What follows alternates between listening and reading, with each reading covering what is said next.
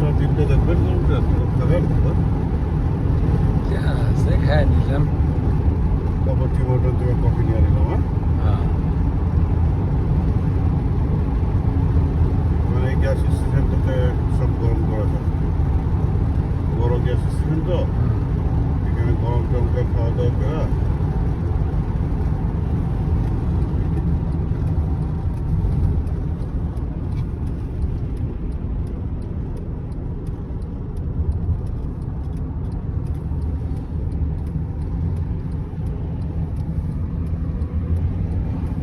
এটা হচ্ছে গিয়া যে একদম নর্থ বেড থেকে যে হাইওয়ে 11 করেছিলাম না আপনারা, একদম উপরে উঠতে হয়, বেরি থেকে সোজা উপরে উঠতে হয়, দুইটা রাস্তা ভাগ হয়েছে, ওইটা এটা ওইটা এখানে এসে মিলেছে একদম সোজা। এই রাস্তাটা একদম সোজা, মানে ফ্ল্যাট, কোনো উঁচা নিচা নাই, বুঝছেন?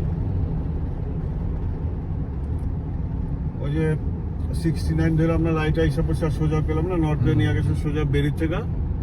হ্যাঁ, এই যে এইটা ওই যে যেটা সোজা নিয়ে গেছে, এটা এইটা ওই রাস্তা, বুঝছেন?